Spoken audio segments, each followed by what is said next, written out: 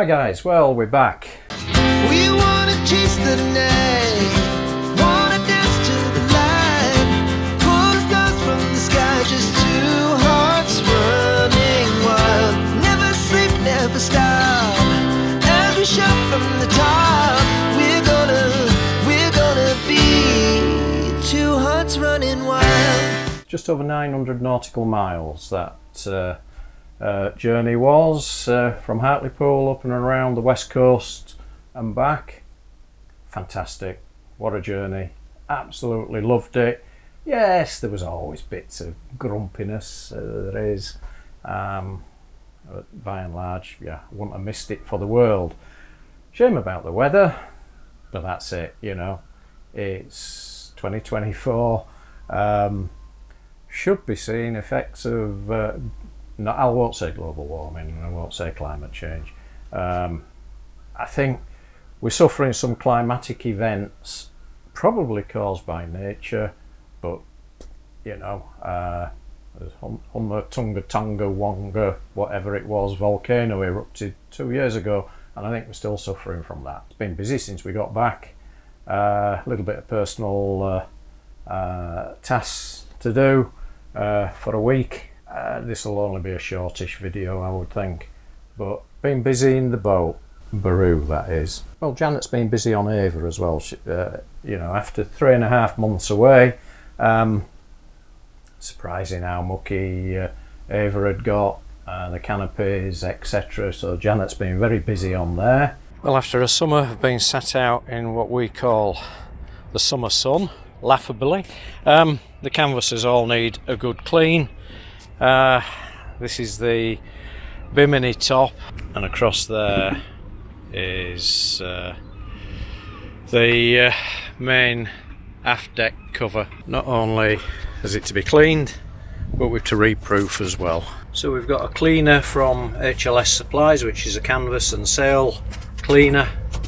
That's diluted 1:50, and we're also using a tent and gear reproofer just to give it some proofing afterwards. I've been busy on Baru. I needed to finish the cockpit. That was one area we never really got to grips with. We wanted to get away, and we had an oil leak on our Perkins engine at the front. So I've started work on the bottom oil seal, front bottom oil seal on the engine, and a nice surprise.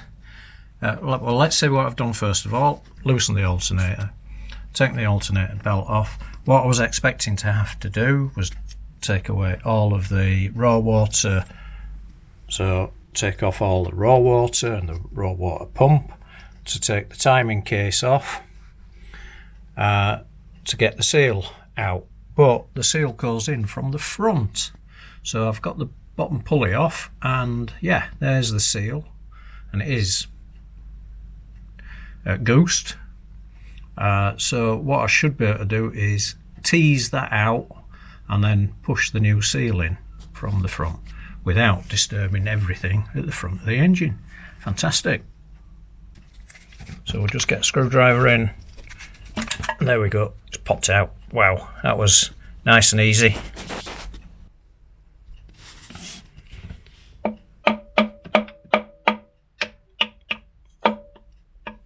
Right, just tapped it in so far. I just need to square it up, and then I can put the pulley back on. But I can't film that because I can't hold the camera and everything. And so the oil seal is in, that just went straight back in, went down to its shoulder, and the pulley's on. What I've got to do is put the big nut on and tighten that up.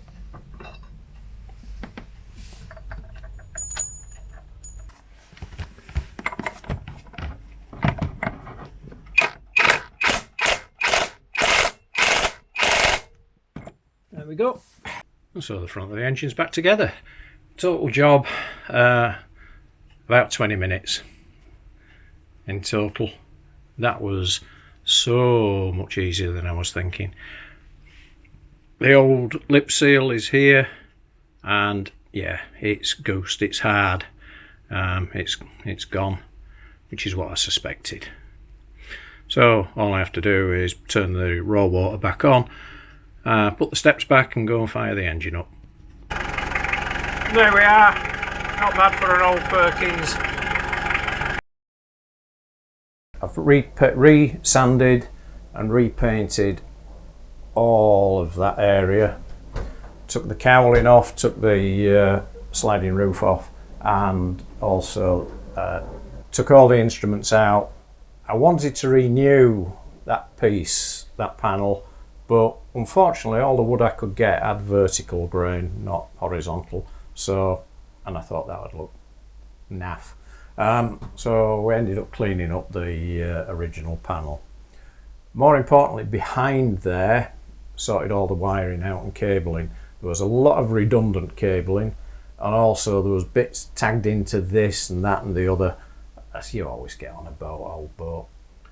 So I've put a positive bus, a negative bus, split out the wipers so they're on a separate lead because they come off a separate breaker down below, and got everything else tagged in and working as it should do. We were having problems with our Clipper NASA wind instrument. It kept freezing, and I think it might have been poor wiring, so we'll see. So all of the front part has been painted, the sides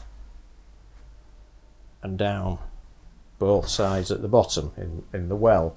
We've also taken the back piece out over the gas bottles. That's all been painted and cleaned, and that's gone right back. So we've had the wheel off, checked and cleaned up the auto helm, the driver, cleaned and repainted all of the pedestal, so that's all done. What I've got to do next, because work never finishes, is some of the varnishing. The table's got a bit worn just there and little bits, so that just wants a quick rub down and re-varnish. Oh, while we're on this, I was never happy with the fit of the back of my wooden console, so I've trimmed it, and I've actually put then a black rubber seal all the way around there, so that's actually now sealed as well, and it just finishes it off. Important cup holder for Janet. That was in a position that could never be used down on the pedestal, so I've just moved it up there. Next, got a little bit of varnishing internally on the cabin top, and those windscreen wiper motors need a good clean up. So a little bit of varnishing and a little bit of clean up on the windscreen wiper motors, and then I think we're about done in here. Excuse the mess on the table, still a little bit of work going on down here, but primarily stripped, sanded all of the floor panels, and while I was doing the fronts I did the backs, so the backs are painted, so they've got a bit of protection, and all the seat bases have been painted. They need another coat yet, but they're looking much better because they were looking a bit tatty. It was the original paint, 40 odd years old. You may remember, but you may not, between the new wall covering and the aluminium I put a blue bead, but it was very small. It was made of vinyl, and to be honest I didn't like it, and as we were living on the boat for 3.5 months, I just thought, don't like that. So we've taken all that off and bought a fabric bead, a bigger beading, and I've been installing that. I've got one window left to do, just done this side, and I've got that one to do, but I've had to stop because I need to do a video for you guys. Talking about videos, we may drop to one every fortnight for a little while, whilst we take stock of what we're doing. We're coming into autumn, and yeah, today's beautiful, clear blue skies. Well, it was. It's starting to cloud up now, and we're going to get a bit of rain. But we've got winds, and it's cold. It's not brilliant. I suspect we're going to be in for a cold winter, a long, cold winter. And that always makes it difficult to do videos for you guys, especially since I've nearly finished Baru. On talking of Baru, what we've decided, I'm going to wait until the new year to make a decision. So we'll keep hold of Baru, and hopefully we'll get some days where we can go out and do a little bit of day sailing. But you know, the UK economy at the moment is a little bit doldrummy. There's quite a lot of uncertainty in the market at the moment, and so I'd rather just sit and wait with Baru, and we'll see what the new year brings. And we may end up keeping her next year and go sailing with her next year. We've put a lot of effort into getting her up to the spec that she's at, and I'll tell you what a lovely sailing boat. Very stable. You feel very secure on her, and I think for us in our later years coming into sailing, I think that's important, is that safety aspect, that feeling of security. You know, we went through, and if you've followed our videos, you will have seen some of the conditions that we went through. We didn't show it all. Some of it cameras failed. But certainly, you know, when you're in 3 to 4 metre seas, you know about it. And that's where we lost quite a bit of footage actually from there, because the cameras failed. The boat didn't. Yeah. And that was good. We also found one or two other, you know, it was a tester for the boat as well as us. There's a few things we need to look at and resolve. A big one that I've got to do, and when I get everything sorted and get the parts, I've got a problem getting the parts. Got bloody scammed on our bank account, and so at the moment I'm waiting new debit cards, and so I can then reset up my online banking, because I've no online banking either. What a bugger. Anyway, we got our money back. That was the main thing. So yeah, a bit in limbo on being able to buy stuff, which actually it helps the bank account. Talking of that, costs, 900 nautical miles up and around Scotland in bad weather did hit us a little bit harder than we'd hoped, mainly because we had to stay in on pontoons most of the time. So I reckon we spent I've got around about £3,000 that it cost us for overnight stops. We've got the cost of the canal, which was about just short of 500 quid. Fuel was good. Baru burnt, well, I've put about 280 litres in. Looking at my log, I'm looking at where we are on the fuel gauge now, to bring it back up, it'd be about 300 litres, which I don't think is bad for a 900 nautical mile journey. I certainly would have spent a lot more on fuel on Evergrace than we did on Baru. Few electrical and charging issues. I need to increase the amount of solar we've got. We've probably got we've got 200, about 270 watts. Not enough. We need to increase that. And also, I think I need to look at installing a wind turbine. That way, at least if the sun don't shine, maybe the wind will.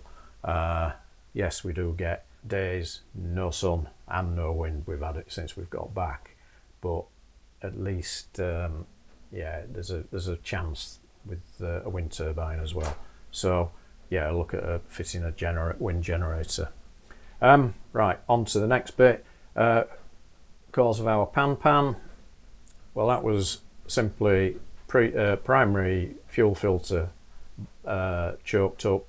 It was actually full of water, was the bowl. It wasn't when we set off in the morning, that morning, but by the time we'd got 50 miles down the Moray Firth, it was full.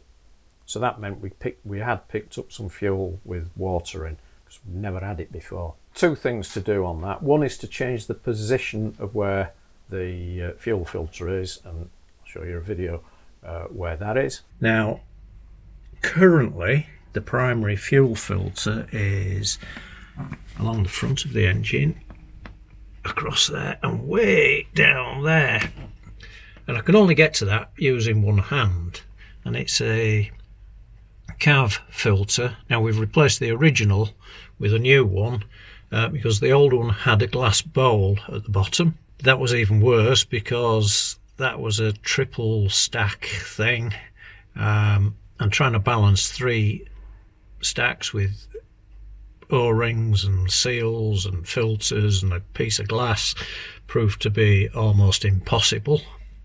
Well, it was, but I had no chance of doing that. We were in 0.9 swell, getting bounced up and down.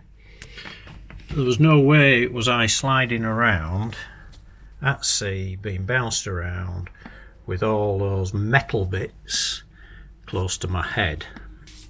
So we had to go into shelter somewhere. We couldn't sail through because the wind was actually against us and the tide was pushing us. So we'd got very little control. So there was only one alternative, and that was do a pan-pan. And if we could have just got towed around the corner, I could have fixed it probably at sea, but instead the lifeboat took us all the way into Inverness Marina.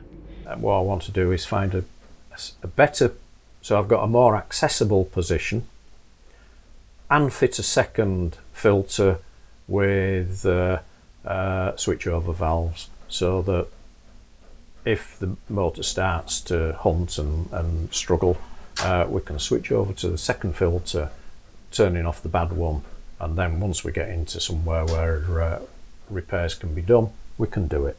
So there you go. Right, I think it's been a yabba one, but I think the boat's looking, and to coin a phrase of another YouTube channel, Sail Life, it's looking very spiffy. We wanna chase the night.